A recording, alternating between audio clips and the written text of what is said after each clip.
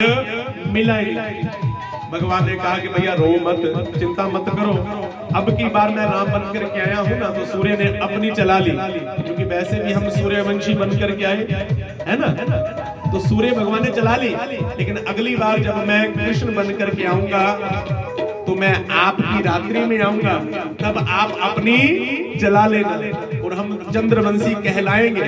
तो इसलिए चंद्रमा ने आज बदला लिया सूर्य से कि आपने 1 महीना जलाई, अब हम 6 महीना कहीं नहीं जाएंगे।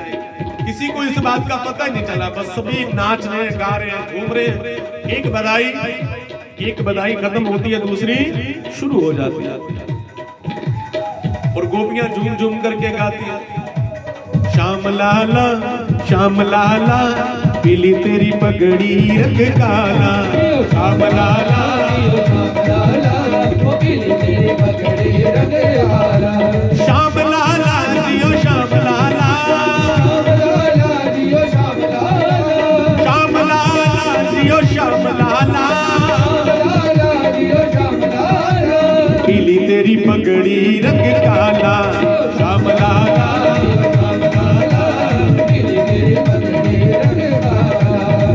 ब्रजवासी झूम रहे हैं, गा रहे। अरे भैया 5 दिन हो गए, सभी रोज नाच रहे, गा रहे। नंद बाबा ने कुछ लोगों को बुलाया। अरे भैया देखो, हमें ना कंस को कर देने जाना है। क्या देने के लिए जाना है? क्या देने के लिए जाना है? कर देने के लिए, इनकम टैक्स भरने के लिए जाना है। कहाँ? मथुरा में। अब सारे ब्रजवासी नंद बाबा से कहें कि ना भैया ना, हम तो आनंद लूट रहे, इस आनंद को हम लूटते रहेंगे, हमारे पास समय नहीं है। तो कहा कि फिर भैया कर कौन देगा? तो कहा कि आप मुखिया है ना, सरपंच है, कर देने के लिए आप जाइए। सबने अपना अपना कर जो था वो नंद बाबा को दे दिया। अब देखो, जिसके घर में उत्सव है, मुखिया तो मुखिया ही है ना। और कहा कि जाइए, पीछे हम सारी की सारी व्यवस्था संभाल लेंगे। इधर भगवान की कल को क्या है, 6 दिन बाद क्या होता है? छठी होती है। भगवान की छठी महोत्सव है। वो तो नंद बाबा चले गए घर से बाहर, क्योंकि घर में जितने भी लोग हैं वो सारे के सारे कौन हैं? अपने ही तो हैं। अब मुखिया चले गए, सारे के सारे नाच रहे। अब जिसको कर देने के लिए जाना है वो तो बेचारा पहले से परेशान है। अरे भैया 6 दिन हो गए, आज किसी को पता नहीं चला कि भैया वो कहाँ जन्म लिया है। तो कंस ने क्या किया? आपातकालीन मीटिंग बुलाई। मीटिंग बुला करके कंस ने सबसे कहा कि तुम सभी अपने अपने घर में आराम से खा रहे हो, पी रहे हो, सो रहे हो, और हमारी नींद हराम हो गई, रातों के दिन का चैन समाप्त हो गया। तो सभी ने हाथ जोड़े, महाराज आपको क्या हुआ? तो कहा कि अरे दुष्टो, तुम्हें नहीं पता 6 दिन पहले वो कन्या आकर के क्या कह करके गई थी कि तुम्हें मारने वाला ब्रज में कहीं जन्म ले चुका है। अरे जाओ उसे ढूंढो। तभी खड़ी हो गई एक श्रीमती। कौन है? कंसेन प्रहिता घोरा पूतना बाल घातिनी, शिशु संचार निगनंती पुर ग्राम प्रजादिषु। वो पूतना कौन है? जो बाल घातनी। खड़ी हो गई तो कहा कि महाराज, आपकी इस बहन के होते हुए आपको चिंता करने की जरूरत नहीं है। मैंने सोच लिया है कि आपके शत्रु को कैसे नष्ट करना है, कैसे मारना है। कंस ने कहा कि क्या सोचा? तो कहा कि देखो महाराज, मैं माया की विद्या जानती हूँ ना, माया से ब्रज की कोई गोपी बनूंगी और अपने स्तनों के ऊपर क्या लगा लूंगी? बोलो ना, अपने स्तनों के ऊपर जहर लगाऊंगी। जितने भी बालक जन्म ले चुके होंगे उन सबको क्या करूंगी? दूध पिलाऊंगी। कौन सा दूध पिलाऊंगी? छठी का दूध। कहते ना भैया कि ऐसा करूंगा छठी का दूध याद आ जाएगा। छठी का दूध किसने पिया था? हमारे कन्हैया ने। जब पूतना कब गई? हमारे कन्हैया की छठी महोत्सव को खराब करने के लिए। कहा कि सबको मार दूंगा, बीच में आपका वो शत्रु भी मारा जाएगा। कंस ने कहा कि वाह वाह वाह वाह वाह, बहन हो तो तेरे जैसी, अभी जा वो जाकर के मेरे शत्रु का काम तमाम कर दे। अब पूतना ब्रज में गई। कंसेन प्रहिता घोरा पूतना बाल घातिनी, शिशु संचार निगनंती। ना जाने कितने शिशु को इस दुष्ट ने क्या किया? मार दिया। अपना दूध पिला पिला करके सबको मार दिया। सुबह से शाम हो गई, कितने बालक मार दिए, और सायंकाल एक ऐसे घर के बाहर पहुंची जहां पर अंदर बधाइयां गाई जा रही। श्याम लाला मिली तेरी पगड़ी रंग काला, श्याम लाला मिली तेरी पगड़ी रंग काला। एक बधाई खत्म होने की दूसरी बधाई गाई जाती थी। अब पूतना ने बुद्धि लगाई, हो ना हो मुझे लगता है कि महाराज का शत्रु इसी घर में जन्म लिया होगा, क्योंकि इतनी बधाई, पूरे का पूरा गांव ही नाच रहा है। भैया ये तो कोई खास ही व्यक्ति होगा, और ये खास वही होगा जो भगवान का शत्रु होगा, वो कंस का शत्रु होगा, वही इस घर में जन्म लिया होगा।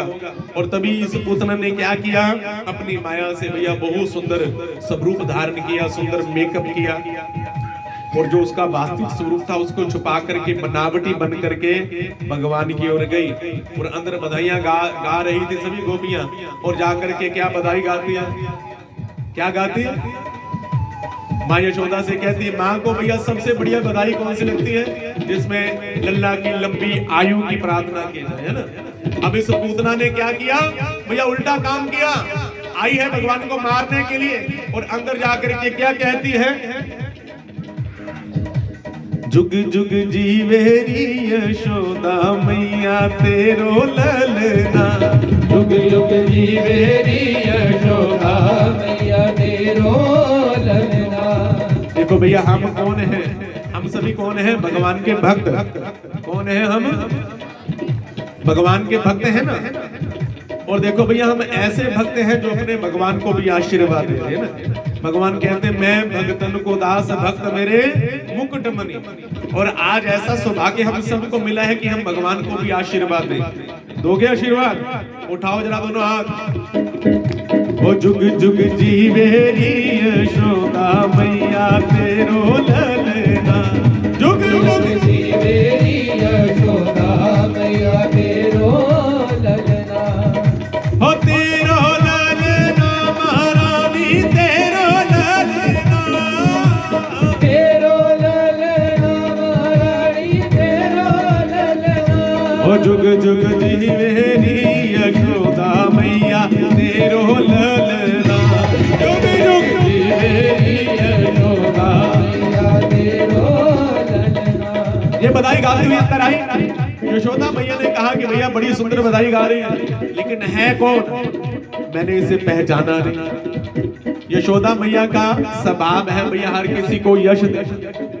कभी कभी होता है ना भैया, कोई व्यक्ति हमारी जान पहचान का ना भी हो तो हमें राम राम कहे, तो हम इस हिसाब से उसके साथ भैया आगे से आते हैं कि इसको ये ना पता चले कि भैया हमने इसको पहचाना नहीं। कभी कभी होता है ना, कोई हमें राधे राधे बोले, हाँ जी राधे राधे, उसको ये ना लगे कि भैया हमने पहचाना नहीं, तो उसका मुंह कड़ा होगा। यशोदा मैया ने कहा कि अगर बधाई गाने के लिए आई है तो जरूर मेरी कोई जान पहचान की ही होगी।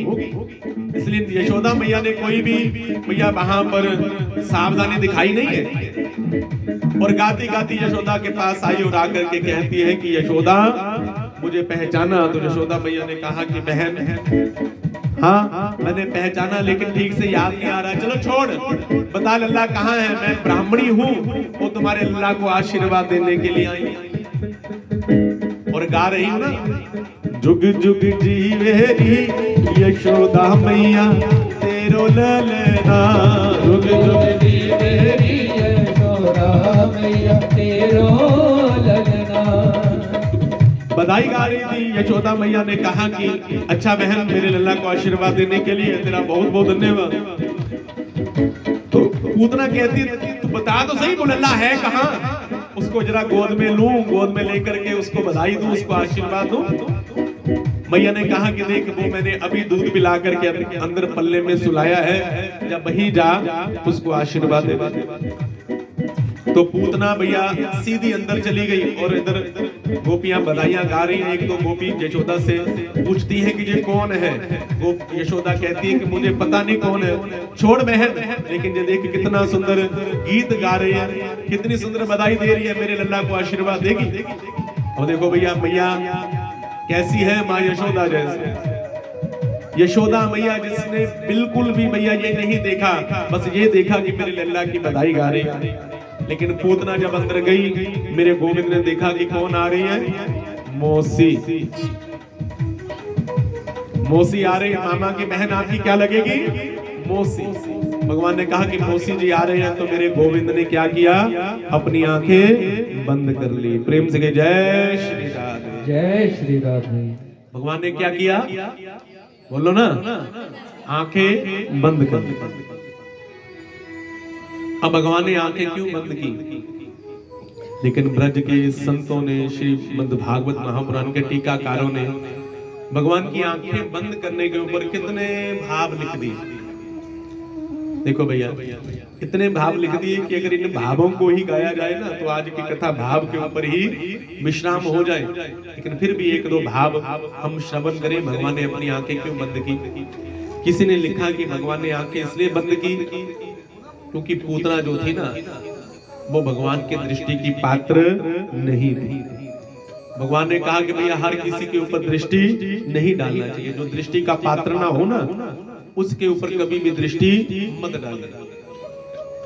आज हमारा जो सनातन धर्म है ना, इस धर्म का नाम है सत्य सनातन धर्म। धर्म क्या है, धर्म है भैया जो हम बने हैं हम वैसे ही बने रहे। चार का बड़ा कंसेप्ट है जीवन में, चार की बड़ी महानता है। जैसे 7 की महानता ना, भागवत की कथा 7 दिन की है, भागवत कथा 7 दिन की। भागवत की कथा में भैया दिन कितने हैं, 7 दिन। और 7 ऊपर के लोग हैं, 7 नीचे के लोग हैं। और 7 का बड़ी महानता है। आज की जो गोवर्धन लीला है ना, भगवान ने गिरिराज पर्वत को उठाया, वो कितने कोस के हैं, 7 कोस के। और भगवान की अवस्था भी कितनी है, 7 दिन की। इंद्र ने प्रसाद भी कितने दिन की, 7 दिन। ये 7 का बड़ा महत्व है, तो ऐसे ही 4 का भी बड़ा महत्व है। पुरुषार्थ कितने हैं, 4, धर्म अर्थ काम और मोक्ष। भैया हमारे जीवन में कितने आश्रम हैं, 4, ब्रह्मचर्य, उसके बाद गृहस्थ, तीसरे नंबर पर वानप्रस्थ और चौथे नंबर पर सन्यास। कितने हैं, 4। हमारे जीवन की अवस्था कितनी है, बोलो भैया, 4। सबसे पहले बचपन, दूसरे नंबर पर पौनक अवस्था, तीसरे नंबर पर जवानी और चौथे नंबर पर बूढ़ापा। कितनी अवस्थाएं, 4। 4 ही पहर हैं। पहर कितने, 4 पहर दिन के, 4 रात्रि के। कितने हो गए, 8 पहर कुल होते हैं ना, 4 दिन के 4 रात्रि के। और जब हम गोविंदाय नमः हो जाते तो हमें उठाते कितने लोग हैं, 4 लोग। 4 का बड़ा कंसेप्ट है जीवन में। भगवान ने कहा कि देखो भैया, ये पूतना जो है ना, वो क्या करने के लिए आई है, हमें मारने के लिए आई है। जैसे भी आई है, लेकिन ये भैया बन करके आई है, जैसी है वैसी नहीं आई। अगर हमें अपना धर्म मिला है ना, तो वर्ण भी 4 है ना। सबसे पहले ब्राह्मण, दूसरे नंबर पर क्षत्रिय, तीसरे नंबर पर वैश्य और चौथे नंबर पर शूद्र, जिसे हम कहते हैं वर्ण व्यवस्था है। भैया यहाँ पर कोई जाति पाति का कोई कंसेप्ट नहीं है। जो व्यक्ति भगवान का भजन गाने वाला हो ना, जो भगवान की कथा गाने वाला हो, कौन है, ब्राह्मण। जो भैया हर किसी की रक्षा करने वाला है, वो कौन है, वो है क्षत्रिय। जो हर किसी को भोजन करवाने वाला हो, वो कौन है, बोलो भैया, वैश्य। और जो जिस व्यक्ति के मन में सेवा भाव हो, वो कौन है, शूद्र। इसलिए हम पूरे दिन में चारों के चारों वर्ण अपनाते हैं। जिस समय हम भगवान का भजन कर रहे होते हैं, उस समय हम कौन होते हैं, ब्राह्मण। इस समय आप जितने भी पंडाल में बैठे हो, सभी कौन है, ब्राह्मण। भगवान की कथा को सुन रहे हैं, भगवान की कथा गा रहे हैं, तो कौन है, ब्राह्मण। क्योंकि ब्रह्मणोस्य मुखमासीद। उसके बाद कोई कहीं लड़ाई हो जाए, आप किसी को रोक लो, जो बेचारा बलहीन है, उसकी आप रक्षा कर दो, तो आप कौन हो, क्षत्रिय। जिस समय आप भंडारा खिला रहे होते हो, किसी को भोजन करवा रहे होते, तो उस समय आप कौन हो, वैश्य। जिस समय हम भगवान की इस कथा की व्यवस्था बना रहे हो, उस समय हम कौन है, बोलो भैया, शूद्र।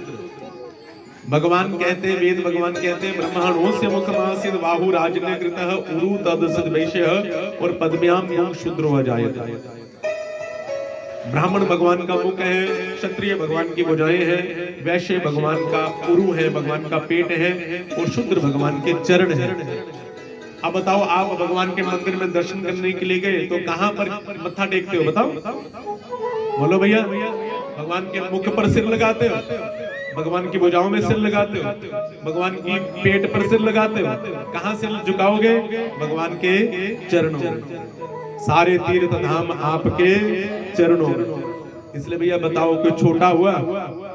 लेकिन हम राजनीति के शिकार होकर के भैया, जाति पाति का शिकार होकर के भैया अपने ही भाइयों से द्वेष करते हैं, जो आपके लिए इतना बढ़िया व्यवस्था बना रहे हैं। बताइए, बताओ कि वो छोटे हो सकते हैं?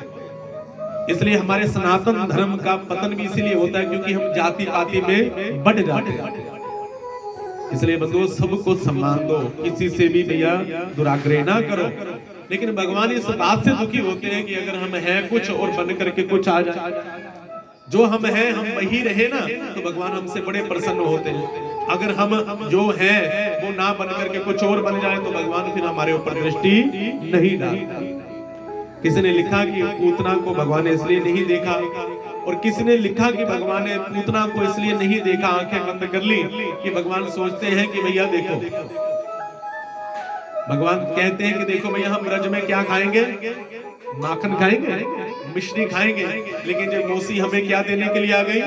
जहर देने के लिए आ गई, और जहर खाना मेरा काम तो नहीं है। इसलिए भगवान ने आंखें बंद करके किसका ध्यान किया होगा? भोले बाबा का, कि भोले बाबा आपने तो वो विष पिया था जिससे पूरी की पूरी सृष्टि तहस नहस हो जाती, वो हल विष पिया था आपने। ये तो इतना सा है ना, अपने स्तनों पर लगा करके आइए। इसलिए आप अंदर आ जाओ, और मौसी जी का दूध बोलो ना, आप पी जाना। जो विष है वो आप पी जाना, और दूध हम पी जाएंगे। इसलिए भगवान ने आंखें बंद की। किसी ने लिखा कि भगवान ने आंखें इसलिए बंद की क्योंकि बच्चे जो छोटे छोटे होते हैं ना, उनको जन्म गुट्टी पिलाई जाती है या दवाई पिलाई जाती है कड़वी, तो मैया क्या कहती है कि बेटा आंख बंद कर और पी जा। भगवान ने कहा कि जे मौसी भी तो हमें दूध पिलाने के लिए, ये कैसा दूध पिलाने के लिए आई है? मीठा दूध थोड़ी नहीं पिलाने के लिए, कड़वा दूध पिलाने के लिए आई है। तो इसका कड़वा दूध आंखें खोल के नहीं, आंखें बंद करके पीना पड़ेगा। प्रेम से जय श्री कृष्ण, जय श्री कृष्ण। किसी ने कहा कि भगवान की आंखों में सूर्य और चंद्रमा रहते हैं। सूर्य चंद्रमा ने कहा कि देखो भैया, हमारे कन्हैया को जे दुष्ट क्या पिलाने के लिए आई? जहर पिलाने के लिए आई, इसलिए इसको हम देखेंगे ही नहीं। भगवान ने आंखें इसलिए बंद की। किसी ने लिखा कि भगवान ने कहा कि देखो भैया, मेरे दो ही अवतार सर्वश्रेष्ठ हैं। कौन कौन से? एक राम और दूसरा कृष्ण। जब रामावतार में मैंने दुष्टों का संहार करना शुरू किया तो सबसे पहले मेरे राम जी ने किसको मारा था? बोलो, किसको मारा था? ताड़का को। किसको मारा था? ताड़का को। एक ही बाण प्राण हर लेहि, दीन जाने प्रभु निज पद देहि। भगवान ने सबसे पहले किसे मारा था? ताड़का को मारा था। भगवान ने कहा कि देखो भैया, जब राम बन करके आया तो सबसे पहले किसको मारा? ताड़का को। और आज पूतना को मारना पड़ रहा है। दोनों ही अवतारों में लेडीज फर्स्ट। इसलिए भैया, लेडीज के ऊपर, स्त्री के ऊपर हाथ उठाना जो कोई मर्यादा थोड़ी नहीं है। भगवान ने कहा कि चलो धर्म की रक्षा के लिए मुझे ये करना पड़ा, कोई बात नहीं। भगवान ने आंखें बंद कर ली। किसी ने कहा कि भगवान ने आंखें इसलिए बंद कर ली क्योंकि पूतना भगवान की क्या लगती है? बताओ, थोड़ा ऊंची बोलो, कौन लगती है? मौसी। मौसी का मतलब क्या होता है? क्या बात है, बड़े समझदार हो। अगर ये मौसी है तो इसको फिर गति भी तो मां जैसी देनी है ना। भगवान के हाथों से जितने भी मरे वो मरे नहीं, उनका उद्धार हुआ। क्या हुआ? बोलो भैया, उद्धार। जब दशरथ जी के पास आए ना विश्वामित्र जी राम जी को मांगने के लिए आए ना, तो विश्वामित्र जी का बड़ा स्वागत किया। स्वागत करने के बाद विश्वामित्र जी ने पूछा कि महाराज आज आप आए, आने का कारण? तो विश्वामित्र जी ने जब कहा ना कि हम राम को लेने के लिए आए, अब भैया जैसे मछली जल के बिना तड़पती है ना, महाराज की ऐसी हालत हो गई। तो कहा कि ना ना ना महाराज, ये काम मेरे से नहीं होगा। देखो आप क्या मांगने के लिए आए हो? राम को मांगने के लिए। राम में कितने अक्षर है बताओ? थोड़ा ऊंची बोलो। कितने अक्षर है? 2। अगर आपको 2 अक्षरों की कोई वस्तु चाहिए ना, तो आप ऐसा करो महाराज, धन ले जाओ। धन में कितने अक्षर होते हैं? 2 अक्षर। अगर आपको 2 ही अक्षरों की कोई चीज चाहिए तो महाराज आप धेनु ले जाओ। धेनु में कितने अक्षर है? गऊ में 2 अक्षर। अगर आपको 2 अक्षर की ही कोई वस्तु चाहिए तो आप भूमि ले जाओ। भूमि में कितने अक्षर है? 2। अगर महाराज आपको महाराज 2 अक्षरों की ही कोई चीज चाहिए तो आप मेरे प्राण ले जाओ, क्योंकि प्राण में भी कितने अक्षर हैं? 2। इसलिए महाराज राम को मैं नहीं दूंगा जो 2 अक्षर का राम, तो कृपया मेरे पास रहने दीजिए ना। तो विश्वामित्र जी ने कहा कि देखो, गादी तनय मन चिंता व्यापी, हरि बिनु मरहि न निश्चर पापी। तो कहा कि वो दुष्ट मुझे तंग करते हैं और आप क्षत्रिय हैं, क्षत्रियों का यह दायित्व बनता है कि भैया ब्राह्मणों की रक्षा करना, सारे समाज की रक्षा करना। तो दशरथ जी ने कहा कि महाराज आप मेरे को क्या कोई कम बलशाली समझते हैं? ना जाने कितनी बार देवासुर संग्राम में मैंने इंद्र की ओर से युद्ध किया है और इंद्र तक को मैंने, बोलो भैया, जिताया है। मैं भी उनको मार सकता हूं। मैं चलता हूं आपके साथ, राम को मत ले जाइए। अब विश्वामित्र जी ने बड़ी सुंदर बात कही कि महाराज अगर मैंने मरवाना होता ना तो मैं आपको ले जाता। मुझे भी आपके ऊपर पूरा भरोसा है कि आप मार देंगे, लेकिन यहाँ पर मैंने इनको मरवाना नहीं है, मैंने उनको तेराना है, बब से पार करवाना है। आप मारेंगे तो वो मर जाएंगे, अगर राम जी मारेंगे तो उनका उद्धार हो जाएगा। तारा है सारा जमाना, राम हमको भी तारो। हमने सुना है तूने बिलनी को तारा, बेरों का करके बहाना। हमने सुना है तूने किसको तारा? किसको तारा? मीरा को तारा। किसका बहाना करके? जहर का करके बहाना। हमने सुना है तूने सुदामा को तारा, चावल का करके बहाना। भगवान बहाना करते हैं और भक्तों को तारते हैं। और भागवत जी की आरती गाते हैं ना, भागवत भगवान की है आरती, पापियों को पाप से है तारती। इसलिए प्रभु अगर आप मारेंगे मर जाएंगे, दोबारा फिर जन्म लेंगे और फिर आतंक मचाएंगे, लेकिन राम जी ने मारा तो तर जाएंगे, फिर पुनरपि जन्मम पुनरपि मरणम के चक्कर से मुक्त हो जाएंगे। इसलिए भगवान ने आंखें बंद की। भगवान ने कहा कि इसको हमने वो गति देनी है जो माँ को देनी है, क्योंकि मौसी है ना, तो गति भी तो माँ जैसी चाहिए। तो भगवान ने बैकुंठ में कोई सीट खाली की होगी, वहां पर पूतना को बिठाया होगा। भगवान ने आंखें बंद की, लेकिन भाव तो बहुत है, लेकिन भैया गोविंद की लीला है, गोविंद जाने आंखें क्यों बंद की। हम आगे की कथा को सुनते हैं। भगवान को पूतना ने उठाया, उठा करके अपना विष युक्त स्तन जो था वो भगवान के मुख में दे दिया। भगवान ने पहले विष को पिया, दूध पिया, दूध पीते पीते भगवान ने पूतना के प्राणों को पीना शुरू कर दिया। जब पूतना को घबराहट हुई, पूतना कहती है छोड़ लल्ला छोड़। भगवान कहते हैं बुआ जी, मासी जी, हमें यही काम तो आता नहीं, हमें बस पकड़ना आता है, हमें छोड़ना नहीं आता। वो पूतना भगवान से कहने लगी पूत ना, ओ पूत ना। इसलिए तो ब्रज में इसका नाम पता चला। नाम क्या था? पूतना। हमें कैसे पता चलता है इसका नाम पूतना है? वो तो पूतना पूतना चला रही थी, भगवान को कहती थी पूतना। कोई आधार कार्ड, अपना कोई वोटर आईडी कार्ड नहीं लेकर गया, तो नाम पड़ गया पूतना। अपने वास्तविक स्वरूप में आई, क्योंकि कोई भी दैत्य जैसे मरने वाला हो तो अपने वास्तविक स्वरूप में आ जाता है। तो लेकर के भगवान को मथुरा की ओर भागी। सारे ब्रजवासी पीछे पीछे। वो गोपियां यशोदा से कहती, अरे किसको लल्ला दे दिया? तो कहा कि बहन मुझे क्या पता, एक ब्राह्मणी बनकर के आई थी। यशोदा मैया की हालत बदली, मेरे 6 दिन के कन्हैया को पूतना उठा करके भाग रही। जैसे ही भैया बॉर्डर पर पहुंची ना, कौन से बॉर्डर के ऊपर? गोकुल और मथुरा के बॉर्डर पर। भगवान ने कहा कि मौसी जी भी 6 दिन पहले तो वहां से आए, अभी जाने का समय नहीं हुआ, इसलिए हमें मत ले जाइए। भगवान ने भैया एक धक्का दिया, पूतना जो थी पीठ के बाहर गिर गई और गोविंदाय नमः। पूतना का विशाल काय शरीर पहाड़ की तरह और सारे ब्रजवासी भैया सोचने लगे ये तो गिर गई, अब भगवान को कैसे नीचे उतारे, कितनी बड़ी भैया सीढ़ी बनाई और ब्रजवासी ऊपर चढ़ गए और मेरे कन्हैया पूतना के वक्षस्थल के ऊपर क्रीड़ा कर रहे थे। भगवान को लेकर के नीचे आए ब्रजवासी, माँ यशोदा के हाथ में दिया और माँ यशोदा के प्राण में प्राण आए। माँ यशोदा कन्हैया को लेकर के गई कहां? गौशाला में। अब देखिए भैया, भगवान का गौ मैया के पंचगव्य से स्नान करवाया गया। आज हमारे बच्चों को भैया नजर लगती है ना, तो हम ना जाने कैसे बाबाओं के पास ले जाते हैं जिनको भैया धर्म की ABCD भी नहीं पता होता। थोड़ा सा भैया ज्ञान लीजिए, क्योंकि बच्चे छोटे छोटे होते हैं ना, उनको नजर लग जाती है और वो ऐसे अनपढ़ बाबा जो ना जाने कैसे कैसे हमसे कार्य करवाते, हम उल्टे सीधे काम करके भैया पूरे के पूरे गांव में बदनाम हो जाता है ना। हम लोगों कहते हैं कि भैया ये बड़े जादू टूने करता है।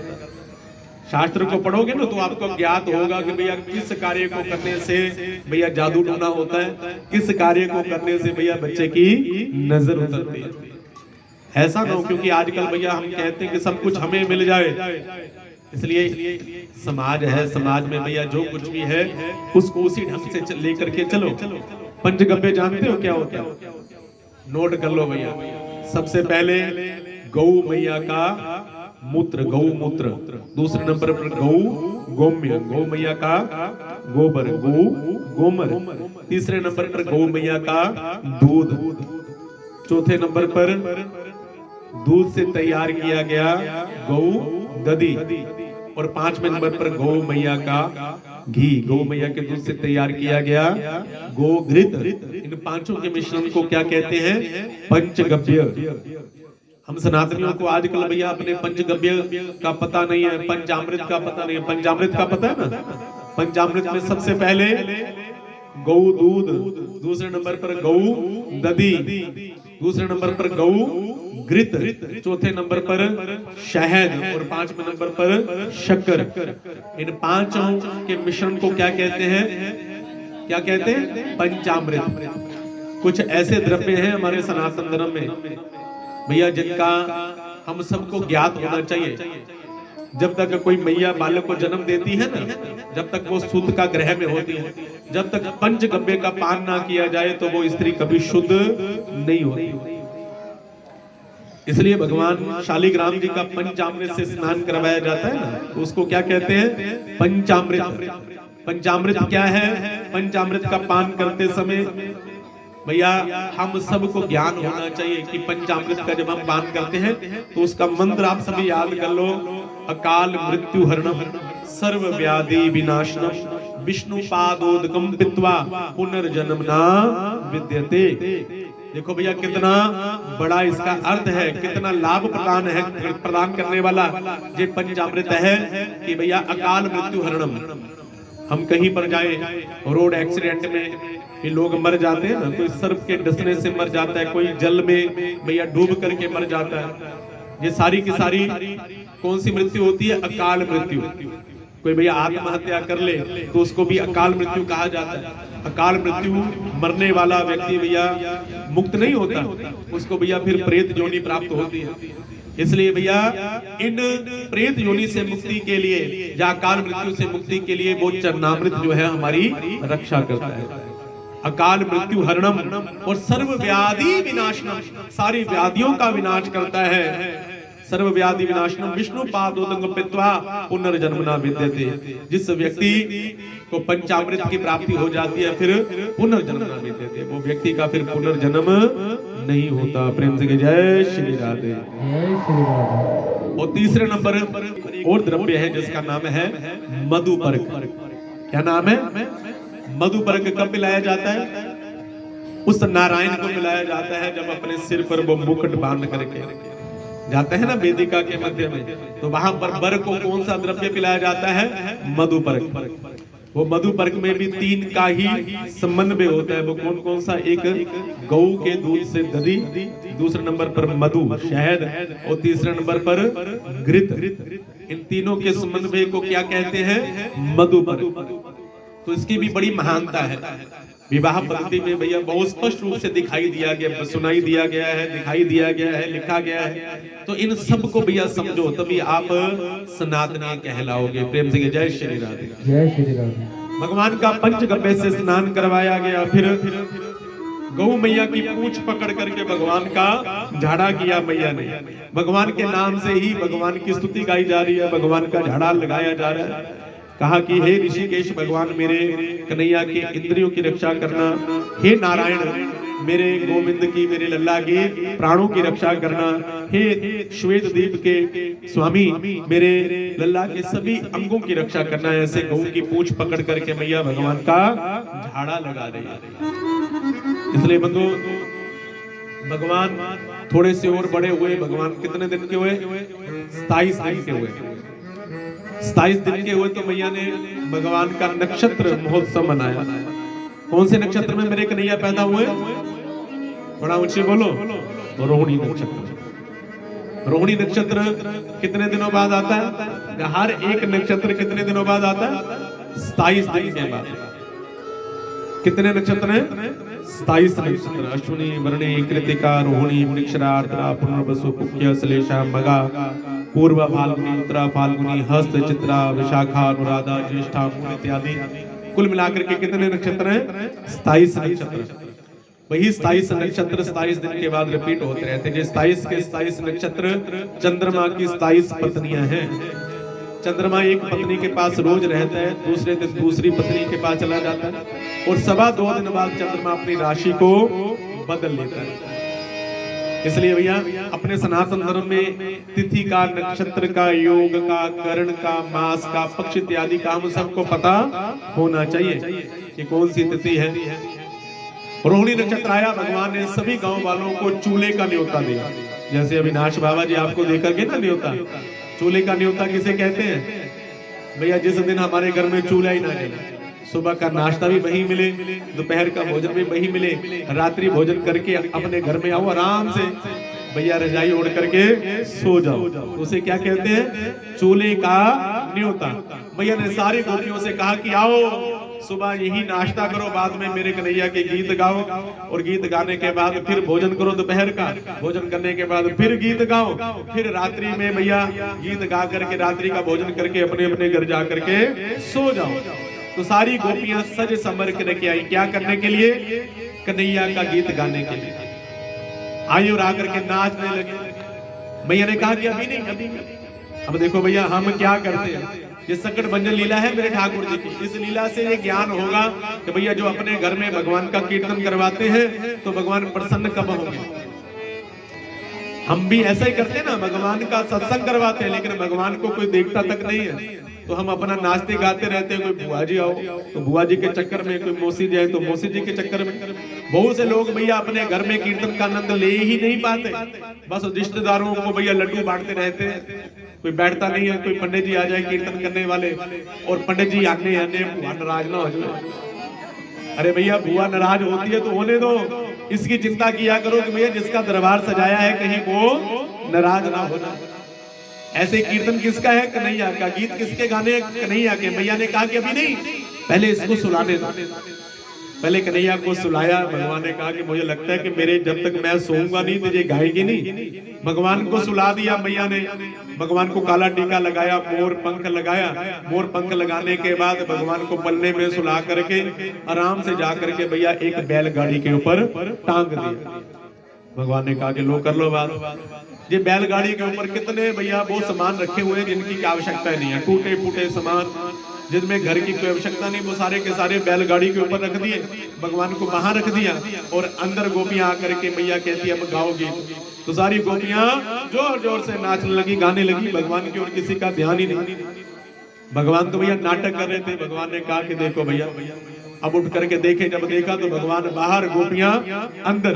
भगवान ने कहा कि लो कर लो बात, मेरे गीत और मुझे ही बाहर कर दिया, अब इनको मैं कैसे इनके बीच में जाऊं। भगवान ने कहा कि भैया बालकों का एक ही बल होता है, वो क्या है? रोना। भगवान ने जोर जोर से रोना शुरू कर दिया। क्या किया भगवान ने? रोना शुरू किया। और उधर भैया गोपियों का अपना ही इतना शोर था कि गोपियों को भगवान का रोना सुनाई नहीं।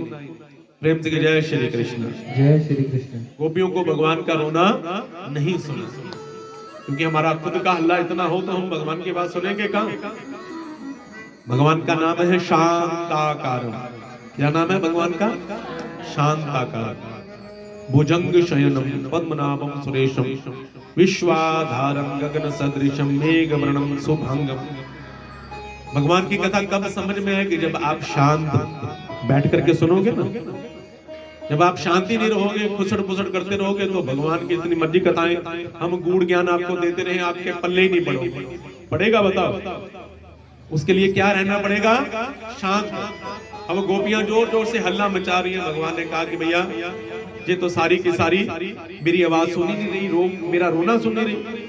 इतनी देर में क्या हुआ भैया? एक सकटासुर नाम का दैत्य आकर के बैलगाड़ी के ऊपर बैठ गया। किस लिए आया था? भगवान को मारने के लिए कंस ने सकटासुर को भेजा, और भगवान ने कहा कि अरे तू दुष्ट आ गया, इधर से मेरा पहले ही मूड खराब है, उधर से तू आ गया, मेरा तो मूड मेरे भक्तों ने ही खराब कर दिया, और तू दुष्ट मारने के लिए आ गया। तो भगवान को गुस्सा आया। भगवान ने एक पैर मारा बैलगाड़ी के ऊपर, सकटासुर गोविंदाय नमः, और बैलगाड़ी को 2-3 पटक लगी, और बैलगाड़ी भगवान के ऊपर, सारा सामान भगवान के ऊपर। और जब जोर से भैया शोर हुआ तो सारी गोपियां नाच गाना छोड़ करके बाहर भाग। भैया कहते अरे कन्हैया, मेरा कन्हैया, मेरा कन्हैया। उसको तो मैंने बैलगाड़ी के ऊपर टांगा था, कन्हैया तो बैलगाड़ी के नीचे आ गया। अब भैया सारा सामान जल्दी जल्दी बाहर भगाया, उठाया तो नीचे मेरे कन्हैया सुरक्षित थे, मंद मंद मुस्कुरा रहे थे। भगवान ने कहा कि देखो भैया, जब तक इनको पटक ना लगाए ना, तुझे काम सही ढंग से करते नहीं। सुंदरकांड में भी छुपाइए ना, बिने ना मानत जल जड़ गए 3 दिन बीत, बोले राम सकोप तब भय बिनु होई ना प्रीत। बिना भय के हम भगवान से प्यार करते ही कब है। मैया ने भगवान को उठाया, अपने हृदय से लगाया, भगवान मुस्कुराए। ऐसे भगवान को चोर बड़े हुए तो एक तृणाव्रत नाम का दैत्य भगवान को मारने के लिए आया। जो किस रूप में आया भैया? एक बवंडर के रूप में आया, जिसको पंजाबी में हम बोलते हैं बम्बरोला। बम्बरोला क्या करता है? बोलो भैया, गोल गोल घूमता है ना। वो बवंडर के रूप में तृणाव्रत आया, जिसने महाराज इतनी जोर से आंधी चलाई, इतनी जोर से आंधी चलाई कि भैया ब्रज की सारी धूल मिट्टी उठा करके आसमान में पहुंचा दी। जब आसमान में सारी मिट्टी उठा करके भैया बिछा दी, तो भैया आसमान में सूर्य नारायण भगवान छुप गए, और ब्रज में क्या हो गया? बोलो भैया, अंधेरा, दिन में ही रात हो गई। और घूमता घूमता घूमता घूमता नंद महल में आया, और नंद महल में भगवान को उठा करके भैया ऊपर गोल गोल घूमने लगा। भगवान बड़े प्रसन्न हो गए। भगवान ने कहा कि आज तो मामा जी ने मेरे लिए उड़न खटोला भेजा, आज तो इसमें झूल करके बड़ा आनंद आ रहा है। भगवान जोर जोर से घूमने लगे, भगवान ने बड़ा आनंद लिया। लेकिन बाद में जब सारे ब्रजवासी उसके पीछे पीछे भागे, मैया भी पीछे भागी कि कन्हैया कन्हैया कन्हैया। भगवान को दया आई कि मेरी मैया कहीं बीमार ना हो जाए, इसलिए भगवान ने कहा कि बहुत झूले ले लिए, अब नीचे जाना चाहिए। भगवान ने क्या किया? अपना भार बढ़ाना शुरू कर दिया। भगवान ने क्या किया? अपना भार बढ़ाना शुरू कर दिया।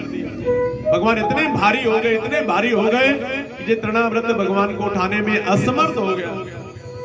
और तृणाव्रत मन में सोचने लगा कि मैंने किसको उठाया हुआ है? ये मैंने कोई बालक ही उठाया है? कहीं जल्दबाजी में नंद महल का कोई पत्थर तो नहीं उठा लिया?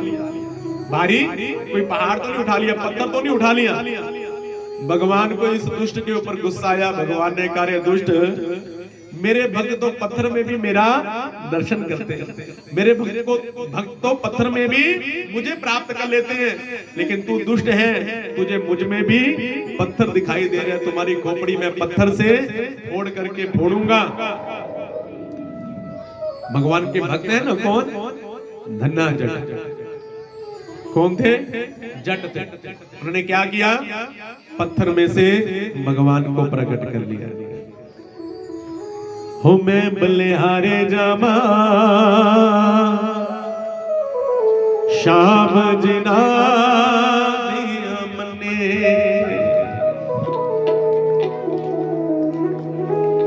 लोकां दे ठाकुर दर्शन न देम दे लोकां दे ठाकुर दर्शन न देम दे तन्ने दा पत्थरां चों जम्मे मैं बलिहारे जावा। जरा दोनों हाथ उठा कर श्याम जिना दिया मन्ने मैं बलिहारे जावा श्याम जिना दिया मन्ने।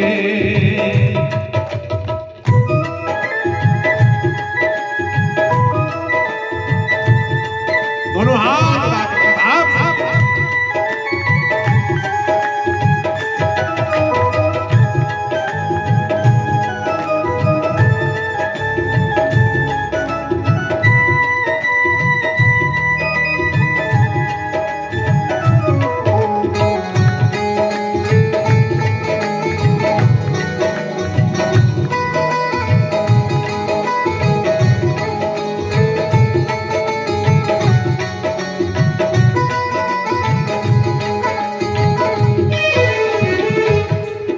एक बार नन्ना जट एक मंदिर में गया और भगवान का दर्शन करने के लिए, लेकिन आगे पंडित जी भगवान का पूजन कर रहे थे। कौन से भगवान का?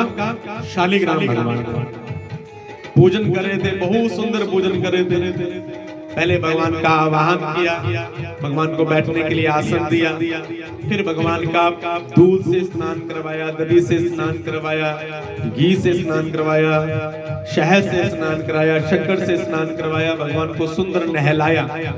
नहलाने के बाद भगवान का प्रोक्षण किया, भगवान को सुंदर कपड़े से पहुंचने के बाद भगवान को इत्र लगा करके सुंदर चंदन लगा करके सिंहासन पर पधराया, भगवान को यज्ञ पहनाया, भगवान को सुंदर तिल चढ़ाया, भगवान को नैवेद्य चढ़ाया और भगवान को भोग लगाया। हाथ जोड़ करके, जोड़ो हाथ। कैसे भोग लगाया? लाओ श्याम जी साडा भोग गरीबां दा, लाओ श्याम जी साडा भोग गरीबां दा, ओ लाओ श्याम जी साडा भोग गरीबां दा, लाओ श्याम जी साडा भोग गरीबां दा। हाथ जोड़ करके भगवान को भोग लगाया। नन्ना भगवान की उस सुंदर छवि के ऊपर नहीं जगह, भगवान का प्रसाद धन्ने को दिया। धन्ने ने पंडित जी से कहा कि पंडित जी ये तुसी की करदे पे सी? पंडित जी ने कहा कि धन्ने ਅਸੀਂ अपने ठाकरां दा पूजन करदे सी। ठाकुर जी दा पूजन क्यों करदे सी? तो कहा कि ठाकुर जी दा पूजन इस करके करदे सी, ਅਸੀਂ ठाकुर जी दी सेवा करदे और ठाकुर साडी सेवा करदे, ठाकुर साडे घर दे सारे काम करदे। मेरा आपकी कृपा से सब काम हो रहा है, करते हो तुम कन्हैया मेरा नाम हो रहा है। भगवान की हम श्रद्धा से पूजा करें तो भगवान हमारे काम संवारते हैं। तो कहा कि अच्छा जे एक ठाकुर इतना काम कैसे करता है? तो कहा कि भगवान एक नहीं है। नमो सहस्राय नमो स्वनंताय सहस्र रूपाय सहस्र मूर्ते सहस्र पादो क्षिरोर्बाहवे सहस्र नाम्ने सहस्र पुरुषाय सहस्र कोटि युग धारणे नमः।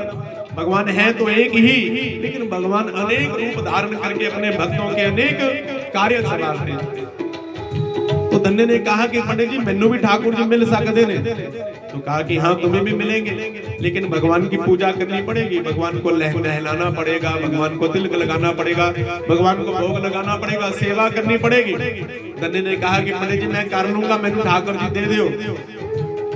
तो पंडित जी कहते कि नहीं धन्य अभी नहीं, तुम्हारे लिए मैं ठाकुर जी ले आऊंगा, हरिद्वार जाऊंगा, काशी जाऊंगा, भैया गोदावरी जाऊंगा, वृंदावन जाऊंगा, तो मैं तेरे लिए भी ठाकुर ले आऊंगा। ठाकुर जी ने कहा, धन्य ने कहा कि नहीं मुझे तो चाहिए। अब रोज धन्ना जाता है पंडित जी के पास, पंडित जी मेरे ठाकुर आदा की होया, रोज जाता है। अब पंडित जी परेशान हो गए, महीना हो गया धन्य को चक्कर लगाते लगाते। पंडित जी सोचते हैं कि आज धन्य को क्या कहना, कल धन्य को क्या कहना। एक बार पंडित जी तुलसी मैया को जल अर्पण कर रहे थे तो तुलसी मैया के पास एक काले रंग का पत्थर पड़ा हुआ था। पंडित जी ने मन में सोचा कि भैया आज धन्य से अपना पिंड छुड़ा लूंगा।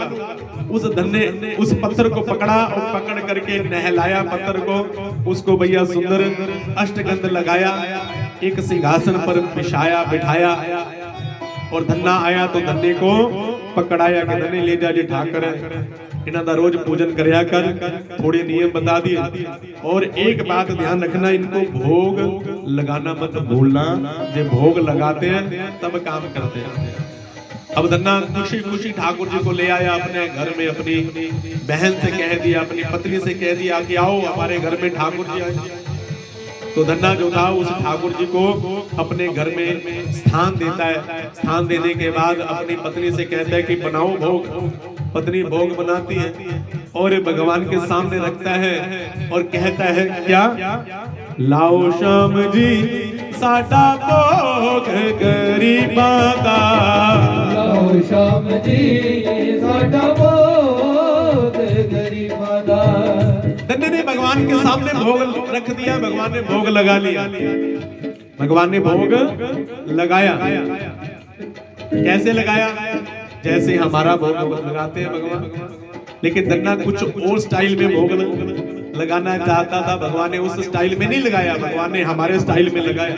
हम भी तो भगवान के आगे भोजन की थाली रखते हैं, आंखें बंद करते हैं और क्या कहते हैं, जे भोजन जाक्यो हरि जे अमृत हो जाए, अमृत भोजन पाय के तेरा दास शरण हो जाए। तो बताओ भैया, उस भोजन में एक भी ग्रास कम होता है? हम थाली उठाते हैं भैया, मिक्स कर देते हैं, बाद में खाओ लग गया भोग। लेकिन धन्ना ऐसे भोग नहीं लगाना चाहता था। धन्ना तो चाहता था कि भगवान प्रकट होकर के भोग लगाएं। धन्ने ने भोग रख दिया। थोड़ी देर बाद देखा कि भगवान ने भोग लगाया नहीं। धन्ना भगवान से कहता, ठाकरा भोग लाला क्यों नहीं लगाया भोग?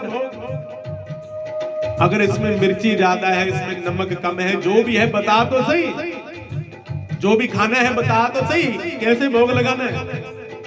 भगवान ने भोग नहीं लगाया। धन्य ने भगवान की बहुत मिन्नतें की। अंत तो गतवा धन्ना भगवान से कहता, ठीक है ठाकरा, मैं रोटी लेके चला, लेकिन एक गल याद रखी, जे तू नहीं खाता तो फिर मैं भी नहीं खाना। देखते हैं तू कितनियां कड़ियां करना। अगले दिन फिर भोग बनाया, फिर भगवान के सामने रखा, फिर गाया, लाओ श्याम जी साडा भोग गरीबां दा, लाओ श्याम जी साडा भोग गरीबां दा। भगवान ने दूसरे दिन भी भोग नहीं लगाया। धन्ना फिर भोग उठा करके ले गया। तीसरे दिन फिर भगवान के सामने रखा, फिर प्रार्थना की, लाओ श्याम जी साडा भोग गरीबां दा, लाओ श्याम जी साडा भोग गरीबां दा। एक दिन, दो दिन, तीन दिन, चार दिन, कितने दिन बीत गए। अब देखो भैया, भगवान भोग नहीं लगा रहे और भक्त भी भूखा है। जब आपको भूख लगेगी ना तो भूख के साथ साथ भैया क्रोध भी बढ़ेगा या नहीं बढ़ेगा? बताओ, बढ़ता है ना? तो धन्य का भी क्रोध बढ़ गया। और आज भैया बाजरे की रोटी बना करके लाया, ऊपर सरसों का साग रखा, ऊपर क्या डाला, देसी घी डाला और भगवान के सामने रख दिया और कहा कि ठाकरा, लगता कि तेनू पंडितां दी भाषा समझ नहीं आनी, तेनू अपनी भाषा च भोग लगाना पैना। भगवान के आगे भोग रख दिया और आज अपनी भाषा में भगवान से कहता है, भोग लाले ठाकरा, भोग लाले ठाकरा। बड़ा भैड़ा गुस्सा तन्ने जट दा, बड़ा भैड़ा गुस्सा जट दा। मैं कितनी देर से प्यार से तुम्हें भोग लगाने के लिए कहता हूं, लाल प्यार नाल भोग तू, लाल प्यार नाल भोग तू। असा तेरा पिछा नहीं हो छड़ना, असा तेरा पिछा नहीं छड़ना जे तू ढीठ है ना तो मैं भी बड़ा ढीठ है, पिछा तेरा मैं भी नहीं छड़ना, भोग लगाना पैना। भगवान को समझ में आ गया। भगवान ने कहा कि ये भक्त पीछा छोड़ने वाला नहीं है। तो मेरे ठाकुर जी पत्थर में से प्रकट हो गए। धन्य दा पत्थरा जो जम्मे मैं बलिहारे जामा, श्याम जी ना दिया मन में मैं बलिहारे जामा। श्याम जी नाहिया मने भगवान ने धन्य का भोग लिया और कहा कि ला धन्य भोग। भगवान ने एक रोटी खाई, आहा आनंद आ गया। भगवान ने दूसरी रोटी खाई, आहा आनंद आ गया। तीसरी रोटी उठाने लगे, धन्य ने हाथ पकड़ लिए, पाओ ठाकरा बशर्मिंदी भी हद होती है। आज खाते हैं तो कल्ला ही खाई जाना, और मैं भी तेरे चक्रा च कितने दिना तो भूखा। भगवान ने आगे रोटी कर दी। भगवान ने कहा ले धन्य तू भी खा ले। भगवान ने खाई, धन्य ने खाई। उसके बाद भगवान ने कहा कि बता अब क्या करना है। तो कहा कि क्या करना है, तेरे चक्कर में सारा कुछ अस्त व्यस्त हो गया। अरे आस पड़ोस के किसानों ने भैया अपनी अपनी फसल बो दी, और मेरी फसल तो अभी तक वैसी की वैसी, क्या मैंने खेत भी नहीं बोए। चल खेत में गन्ने बीजने हैं। क्या बीजना है, गन्ने। लोका ने बीज लिया मक्की ते बाजरा, लोका ने बीज लिया मक्की ते बाजरा। धन्य ने बीज ले गन्ने में बलिहारे जामा, श्याम जी ना दिया मन्ने में बलिहारे जामा। श्याम। नाहिया मने भगवान से अपने खेतों में हल चलवाया। भगवान से अपने खेतों में क्या बोया, गन्ने। देखते देखते भगवान से इतना काम करवाया, लेकिन भोजन केवल 2 समय करवाते हैं, एक सुबह और दूसरा शाम। दोपहर का कांटा लगे। भगवान कहते ले भैया हम तो 8-8 बार खाने वाले, ये 2 दिन में 2 बार ही काम निपटा देता है और मेरे से इतना काम करवाता है। देखते देखते गन्ने की फसल लहराने लगे। अब सारे आस पड़ोस के गांव वाले भी भैया बहुत ज्यादा हैरान होंगे, परेशान होंगे कि हम सबके बाद इसने फसल बोई थी, लेकिन सबसे पहले इसके गन्ने उग गए। लोका दा उग गया मक्की ते बाजरा, लोका दा उग पिया मक्की ते बाजरा। गन्ने दे उग पे गन्ने में बलिहारे जामा, श्याम जी ना दिया मन्ने में बलिहारे जामा। श्याम जी नाहिया मने धन्य को भगवान कहते अरे भक्त, अरे बात सुन, मुझे बड़ी भूख लगती है और तू 2 बार खिलाता है। तभी धन्ना क्या करता है, फिर बाजरे की रोटी बनाता है और भगवान को खिलाता है। बाजरे दा टोटा वे तन्ने हथा ते पका लिया, बाजरे दा टोटा, बाजरे दा टोटा वे तन्ने हथा दे पका लिया, बाजरे दा टोटा। ओ तन्ने हरि दा दर्शन सैयो पत्थरा चो पा लिया, बाजरे दा टोटा। तन्ने हरि दा दर्शन सैयो पत्थरा चो पा लिया, बाजरे दा टोटा। ओहो एक दिन बैठे प्रेम प्यार विच करन लगे 2 गल्ला, एक दिन बैठे प्रेम प्यार विच करने लगे 2 गल्ला। ओ भगवान कहते सुने ओए तन्निया केड़ा पासा मल्ला, भगवान कहते सुने ओए तन्निया केड़ा पासा मल्ला। तेरे मैं हल चलावा खेता नू पानी लावा, तेरे मैं हल चलावा खेता नू पानी लावा।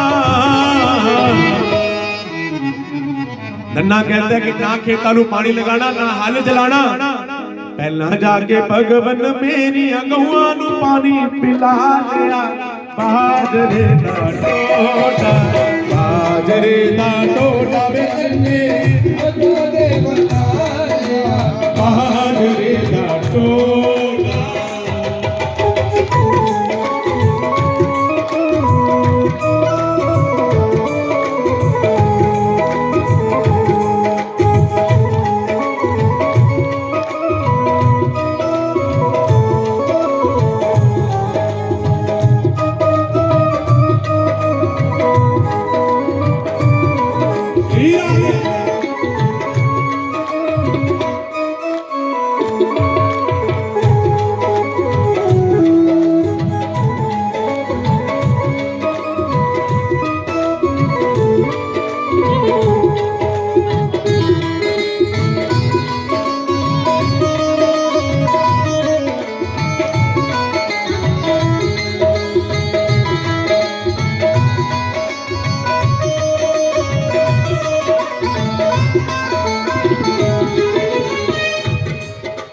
भगवान धन्य से कहते हैं कि धन्य काम तो बहुत करवाता है लेकिन मुझे भूख लगी है कुछ खाने को तो दे।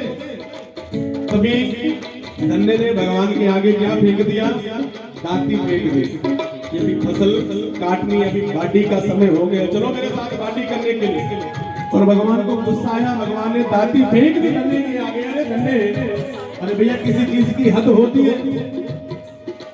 भगवान कहते सुनियो भूख लगी मैनू डाटी भगवान कहते सुनियो कन्या भूख लगी मैनू डाटी पहला मैंने खान को दे दे फिर करांगे पार्टी पहला मैनू खान को दे दे फिर करांगे पार्टी ओ भूखियां कम नहीं होंदा है हो या हल्दियां चल ले हो या कम नहीं होंदा है हो या पार्टी नहीं होंदी। मैं तेरा डाका उतरनिया भुख ने मैनू सता लिया बाजरे दा बाजरे दा टोटा बदलने तोरे बताया बाजरे दा टोटा।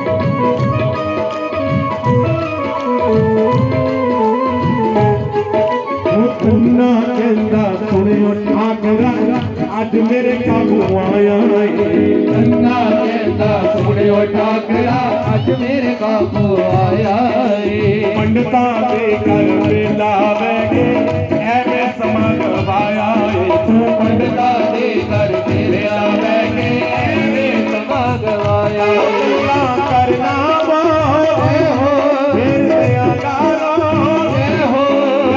करना मोदी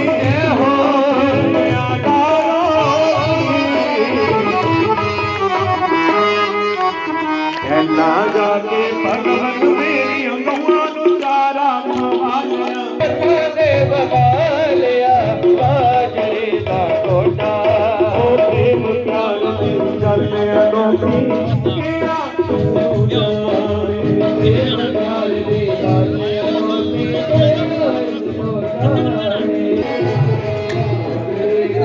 ਪਤਾ ਲੱਗਦਾ ਕਿਹੜਾ ਕਿਹੜਾ ਖਾ ਰਿਹਾ ਰੋਟੀਆਂ ਪਹਿਲਾਂ ਥਾਲੀ ਆ ਮੇਰੀ ਥਾਲੀ ਆ ਗਈ ਉਹ ਖੁੱਲਾ ਰਹਿੰਦੇ ਖੋਲ ਥੋੜਾ ਜਿਹਾ ਢੱਕਣ ਖੋਲ ਥੋੜਾ ਜਿਹਾ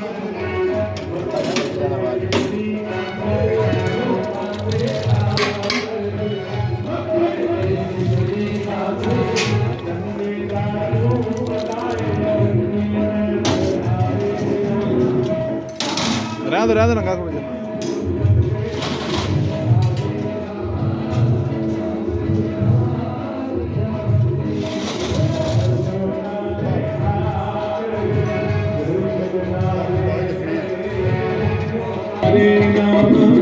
श्याम लीला दिया मन के हरे रामा श्याम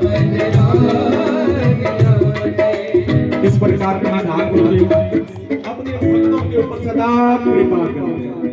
जो जिस भाव से भगवान को बुलाता है भगवान उसी भाव से उसके भाव को पूर्ण करते हैं। बोलिए भक्त वत्सल भगवान की जय। भगवान ने उस तृणाव्रत की खोपड़ी को पत्थर से फोड़ा, उसका उद्धार हो गया। जय श्री राम। और आगे चल करके मेरे ठाकुर जी का नामकरण संस्कार हुआ। प्रेम से जय श्री राधे। जय श्री राधे। हमारे सनातन धर्म में ना पुरुषों के कितने संस्कार होते हैं? बोलो 16 संस्कार और स्त्रियों के 16 श्रृंगार होते हैं। और कल आप सभी ने सुंदर श्रृंगार करके आने। क्यों करके आने?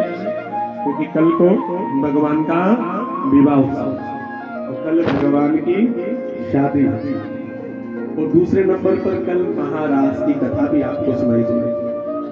और इस महाराज की लीला में जब तक हम भगवान के नाम का श्रृंगार ना करें तब तक भगवान की हमें प्राप्ति नहीं हो सकती। प्रेम से जय श्री राधे। जय श्री राधे। कल आपको ऐसा विवाह दिखाएंगे ना, ऐसा विवाह आपने आज तक कहीं नहीं देखा।